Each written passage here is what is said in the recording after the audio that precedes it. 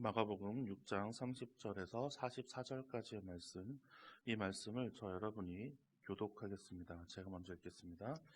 사도들이 예수께 모여 자기들이 행한 것과 가르친 것을 낱낱이 고하니 너희는 따로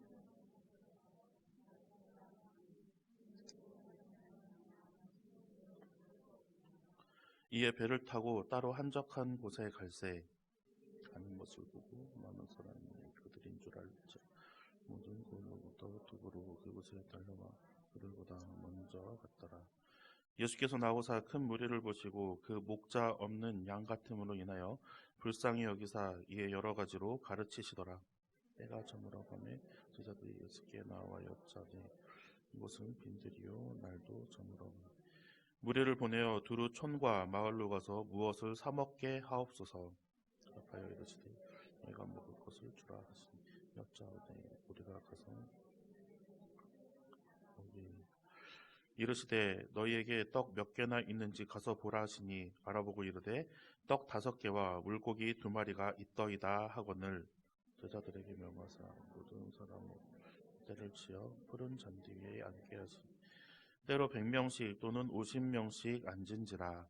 예수께서 떡 5개와 물고기 2마리를 가지사 하늘을 우러러 축사하시고 떡을 떼어 제자들에게 주어 사람들에게 나누어 주게 하시고 또 물고기 2마리도 모든 사람들에게 나누시고 다 배불리 먹고 남은 떡조각과 물고기를 12가분이 44절을 함께 읽겠습니다. 떡을 먹은 남자는 5,000명이었더라. 아멘.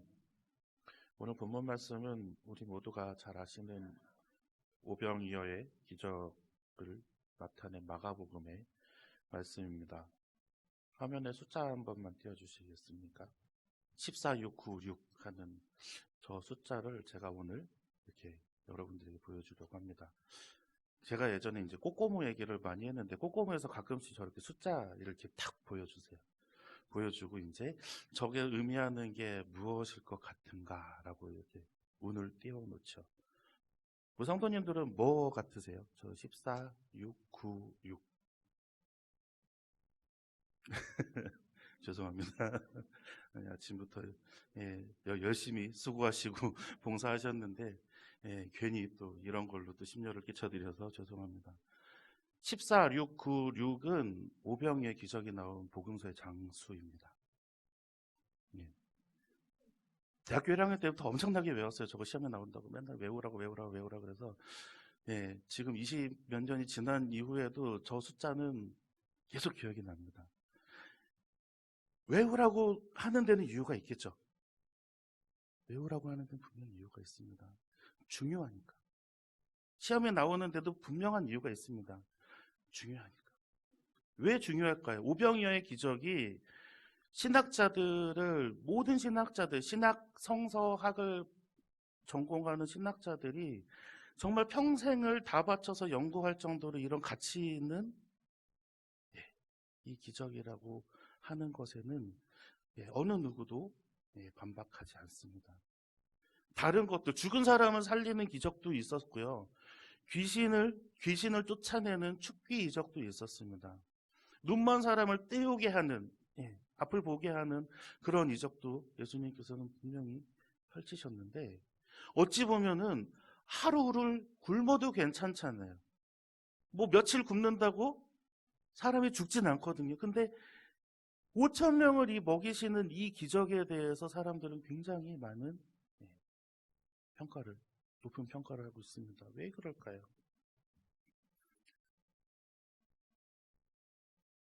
그 유튜브 이제 라이브 영상들을 제가 이제 가끔씩 봅니다. 뭐 저희 교회 설교 영상도 피드백을 하기 위해서 보고 또 저희 이제 부모님 교회 또 누나네 교회 뭐 이렇게 우리 어머니가 이제 유튜브를 제 계정으로 막 구독을 해놓으셔가지고 어쩔 수 없이 이렇게 보는데 유튜브에 요새 이제 뭐가 나오냐 짧은 릴스 같은 것들이 나오잖아요. 릴스인가요? 하여튼 한 2분이 안 되는 그런 동영상들이 나오는데 거기에 드라마 응답하라 1988의 짤막한 내용이 나와요. 그러면서 이제 딸한테 윗집에 가서 밥 한 공기만 얻어와라 라고 이야기를 하면서 그냥 갈 수는 없으니까 감자를 이렇게 들려보냅니다. 그리고 밥 한 공기만, 엄마가 밥 한 공기만 달래요. 그랬더니 또 감자를 또 가지고 온 걸 보고 뭐 이런 걸 가지고 왔냐 그러면서 밥 한 공기에 또 다른 반찬을 이렇게 받아와요.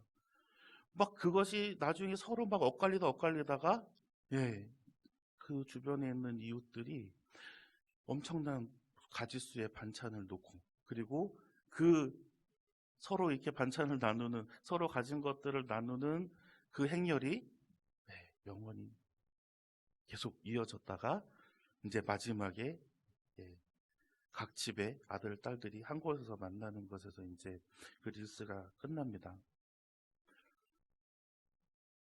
이게 우리나라의 그 민족성을 보여주는 것 같아요.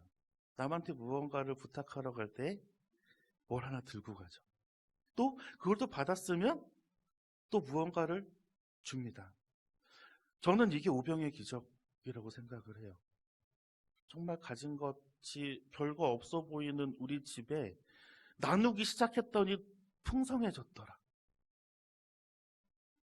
우리는 정말 웃으면서 나눌 수 있는 그런 민족성을 가진 몇 안 되는 국민들 중에, 몇 안 되는 세계의 민족들 중에 하나일 것입니다. 나누는데 기뻐요. 남한테 뭐 자꾸 퍼주는데 좋아요. 저희 할머니가 이제 명절 때 음식을 어마어마하게 하십니다. 뭐 저희 집이 이제 큰 집이기도 하고 근데 큰 집치고는 손님이 많이 안 와요. 그런데도 거의 부침개 전 종류만 한 10종류 이상 막 튀김까지 해가지고 그렇게 하는데 소쿠리에 다 가득가득 막 쌓아가지고 막 해놓으세요. 저거 언제 다 먹지라고 생각을 한 명절만 지나면 다 없어져요. 손님들 찾아오면은 그거를 다 싸서 나눠드려요. 이거 가져가라. 이거 가져가라. 이거 가져가라 해서 그 반찬들 다 나눠줘요. 어쩔 때는 내가 좋아하는 이 부침개를 막 줄 때 보면 아까워요.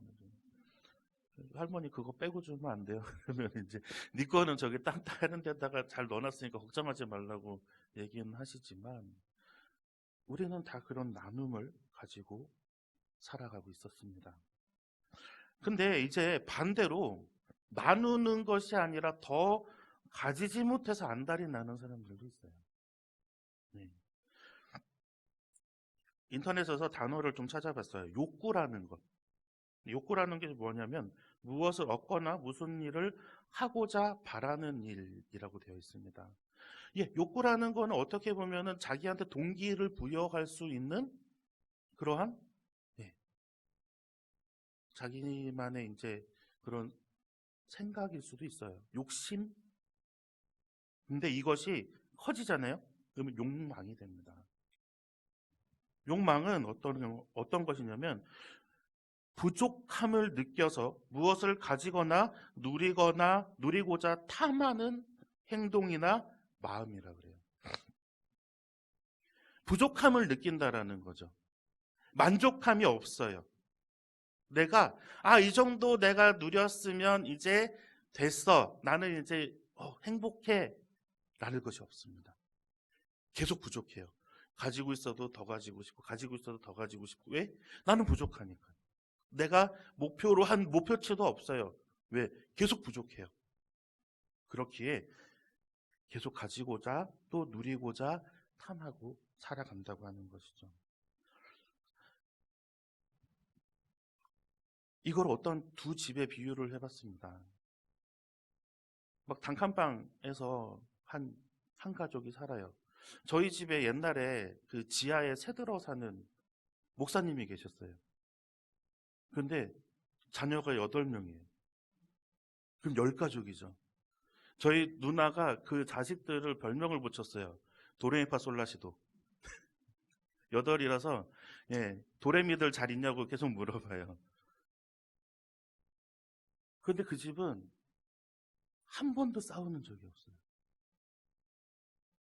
아이들까지도. 분명히 이 목사님이 가끔씩은 좀 답답할 때가 있어요. 왜냐하면 자식이 8명이면 정부에서 그 지자체에서 지원해 주는 것만 해도 어마어마한데 그걸 한 푼도 안 받으세요. 막 우리가 제발 좀 가서 받으시라 해서 겨우겨우 이제 뭐 쌀이나 이런 것들 받아오시지 금전적인 지원 안 받으시려 그래요. 그게 죄인 줄 아셔요. 그렇게 그 자식들의 삶이 어떻겠습니까? 우리가 막 진짜 보다 못해서 어머니가 막 쌀 갖다가 내려주고 막 반찬 갖다가 주고 김치 덜어주고 막 하세요. 막 그렇게 힘들게 살아요. 애들 학교는 잘 다니는 모르겠어요. 근데 그 집은 한 번도 싸운 적이 없어요. 오히려 그냥 자기네는 교인이 10명이라고 자랑하고 다녀요. 예, 도레미들이 있어서. 그런데 또 한 집은 맞은편에 사는 이제 집이에요. 그 집은 이제 저희 동네에서 살던 분이 아니세요.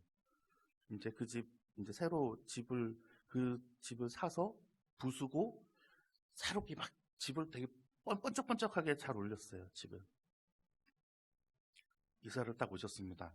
이사를 오시면서 떡을 돌리시면서 하시는 말씀이 뭐냐면, 우리 동네는 평당 얼마가 될 때까지 절대 팔지 마십시다라고 얘기를 해요. 그게 무슨 말인지 저는 잘 몰랐어요.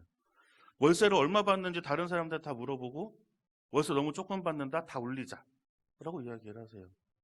그리고 자신들의 집 앞에, 옆에, 뭐 뒤에 쪽에 차가 조금이라도 되어져 있거나 걸쳐지면 네, 구청으로 민원을 집어넣습니다. 지금 동네에서 막 되게 무서우신 분, 또 이제 잘 엮이고 싶지 않은 분으로 네, 꼽혀 있어요. 정말 깜짝 놀랄 만한 뭐 월세를 받으세요. 그쪽에서. 굉장히 유명하다고 합니다. 이 두 집을 한번 비교해 볼까요? 이 두 집이 어느 쪽이 더 행복해 보입니까?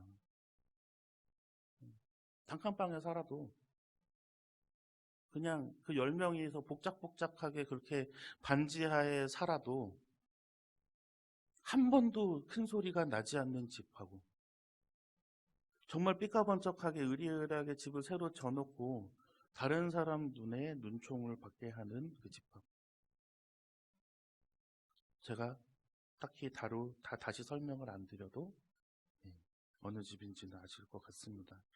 잠언 30장 15절의 말씀을 우리가 한번 같이 읽어보려 합니다. 함께 읽겠습니다. 거머리에게는 두 딸이 있어 다오다오 하느니라.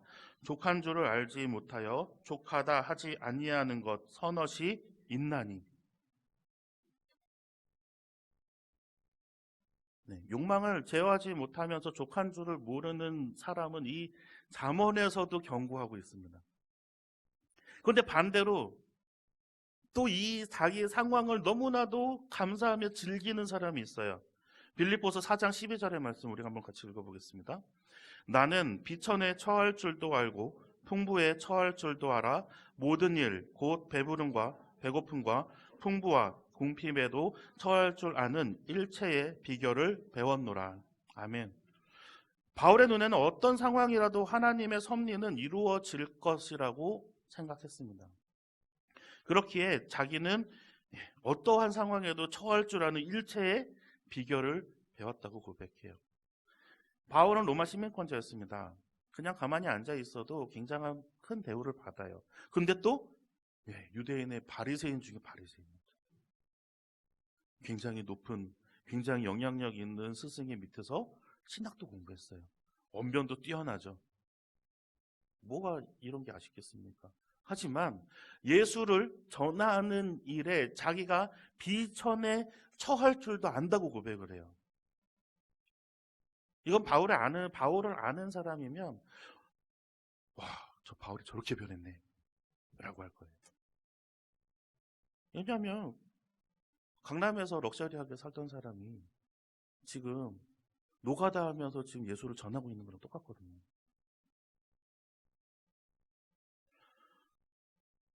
바울은 여기서 고백을 합니다. 어떠한 상황이 와도 나는 복음을 전하는 일에 전혀 문제가 되지 않습니다. 라고 고백을 하는 거예요. 오늘 본문 말씀은 이렇게 시작을 합니다. 마가복음 6장 31절과 32절의 말씀 우리 한번 같이 읽어보겠습니다. 이르시되 너희는 따로 한적한 곳에 가서 잠깐 쉬어라 하시니 이는 오고 가는 사람이 많아 음식 먹을 겨를도 없음이라. 이에 배를 타고 따로 한적한 곳에 갈세. 아멘. 막 예수를 쫓아오는 사람들이 이제 너무 많아요. 예수가 막 이제 예수님 하고 여기 막 이쪽 가면 예수님 막 이제 거의 예 우리가 흔히 하기로 인싸가 되셨죠. 유대에서 막 사람들이 예수가 여기 나타났다, 여기 오셨다 하면 뭐 구름대같이 달려드는 거예요.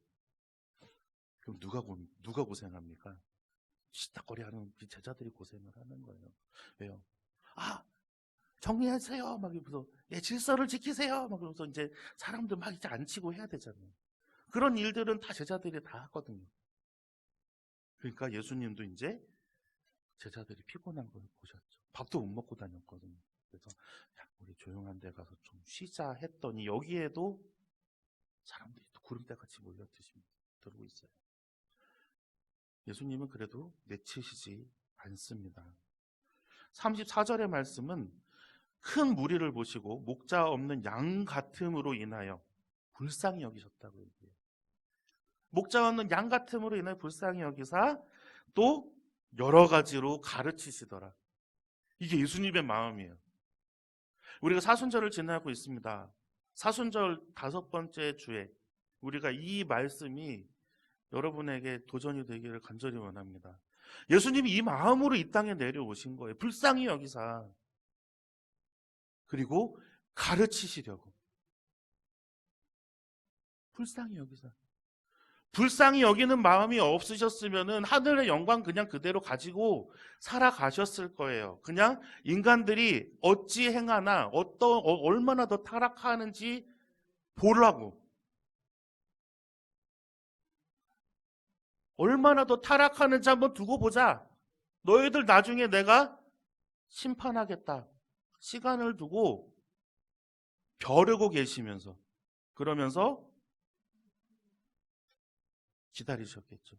하지만 예수님께서는 불쌍히 여겨서 우리를 불쌍히 여겨서 그 영광된 자리에서 친히 내려오셨어요. 인간의 모습으로. 그리고 우리에게 가르치십니다. 예수님의 말씀은 정말 쉽고 듣기에 이해가 잘 되신 것 같아요. 기독교 교육과 그 수업의 교재들 중에 예수님의 티칭 스타일이라는 책이 있어요. 왜냐하면 너무 잘 가르쳤었으니까요. 그때 비유도 잘 하시죠. 또 보이는 것도 잘 보이시죠. 눈높이 교육은 아마 지금의 구몬 선생보다 훨씬 잘할 겁니다. 학자들을 상대로 해서 전문적인 용어를 사용하시고 또 어린 아이들한테는 정말 쉽게 표현할 수 있는, 정말 청소년부 막 이렇게 열심히 막 오랫동안 사역하던 10년 넘게 사역하던 막 그 사역자들한테 유아유치부 가서 설교해 보세요 하면은요 얼어요. 무슨 말 할지 몰라요. 왜냐면 그 아이들이 언어를 모르거든요.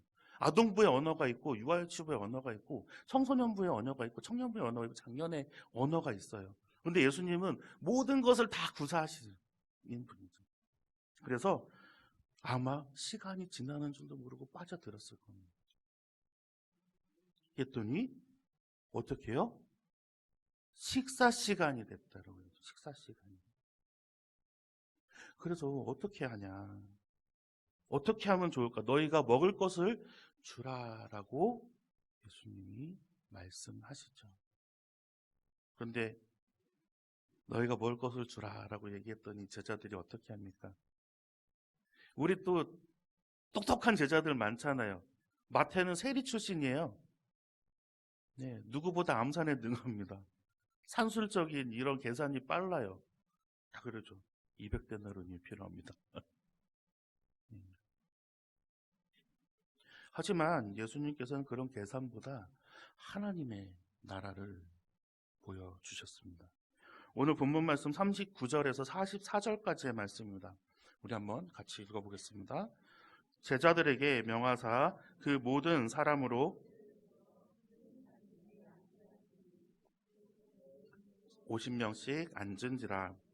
예수께서 떡 5개와 물고기 2마리를 가지사 하늘을 우러러 축사하시고 떡을 떼어 제자들에게 주어 사람들에게 나누어 주게 하시고 또 물고기 2마리도 모든 사람에게 나누시매 다 배불리 먹고 남은 떡 조각과 물고기를 12바구니에 차게 거두었으며 떡을 먹은 남자는 5,000명이었더라.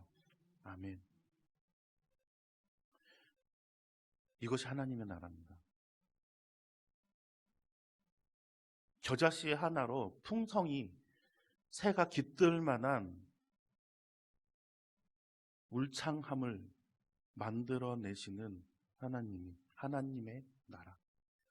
물고기 2마리, 보리떡 5개로 5,000명이 넘는 거의 한 2만 명 가까이 되는 이 사람들을 배불리 먹이고도 12광주리가 남게 하시는 것이 하나님의 나라입니다. 우리는 무엇인가 계속 부족하다 불평하고 짜증내지만 하나님께서는 이미 오병이어의 기적으로 풍족하게 나누어 주시고 계십니다. 우리가 이미 배불렀음에도 불구하고 계속 부족하다 라고 이야기하고 있지는 않습니까? 고린도후서 8장 2절의 말씀이에요. 우리가 한번 같이 읽어보려고 합니다. 환난의 많은 시련 가운데서 그들의 넘치는 기쁨과 극심한 가난이 그들의 풍성한 연보를 넘치도록 하게 하였느니라. 아멘. 어렵고 막 힘든 가운데서, 고난이 있는 가운데서 이들이 또 연보를 모아서 다시 바울에게 보냅니다. 이것이 오병이어의 기적입니다. 우리는 수많은 오병이어의 기적들을 바라보았습니다. 우리는 매일매일 순간순간 이루어지는 하나님께서 역사하시는 오병이어의 기적들을 우리는 체험하고 있습니다. 하나님께서 우리에게 주시는 그 기적은 항상 넘치도록 우리에게 부어주셔요. 제가 가끔씩 이제 기도할 때마다 오병이어의 기적으로 100%도 오히려 남음이 있는 삶이 되게 해달라고 기도를 합니다. 남한테 베풀어서 망했다고 하는 사람 본 적이 없습니다. 특히나 하나님을 믿는 그리스도인의 모습 속에서는 그렇습니다. 부족할 줄만 알고 조바심 내면서 우리가 막 했던 모든 사역들은 하나님의 놀라운 기적으로 인해 가지고 우리가 쓰고도 남음이 있는 것을 우리는 봤어요. 매번 경험해요. 그렇지만 우리는 또 믿음이 없음으로 말미암아 또 계속 불안해하죠. 우리는 이제 그 불안하면서 다시 한번 도약해야 합니다. 이제 우리가 오병이어의 기적을 일으킬 차례입니다. 마태복음 6장 31절에서 33절까지의 말씀 우리 한번 같이 읽어보겠습니다. 그러므로 염려하여 이르기를 무엇을 먹을까 무엇을 마실까 무엇을 입을까 하지 말라. 이는 다 이방인들이 구하는 것이라. 너희 하늘 아버지께서 이 모든 것이 너희에게 있어야 할 줄을 아시느니라. 그런즉 너희는 먼저 그의 나라와 그의 의를 구하라. 그리하면 이 모든 것을 너희에게 더하시리라. 아멘. 제가 오늘 이 오병이어의 설교를 같은 본문으로 다음 주에 다시 한번 이야기하려고 합니다. 똑같은 내용은 아니죠. 다른 관점에서 한 번 더 말씀을 드리려 합니다. 하나님의 나라를 위하는 오병이어는 분명히 더 풍성히 펼쳐집니다. 우리가 걱정하는, 염려하는 이 모든 것들, 예수님께서 그 염려를 풀어내 주셨습니다. 너희 하늘 아버지께서 이 모든 것이 너희에게 있어야 할 줄을 아시느니까, 아시고 계시니 너희 이제 그 걱정 그만하고 이제 걱정할 것은 그의 나라와 그의 의를 구하는 것이야. 그러면 이 모든 것을 너희에게 더하여 주실 것이다 라고 말씀하고 계십니다. 오병이어의 기적은 여기서부터 시작합니다. 하나님의 나라와 의를 구할 때에 정말 넘치도록 부어주시는 하나님의 은혜를 체험하시는 원통교회 성도님들 되시기를 간절히 소망합니다.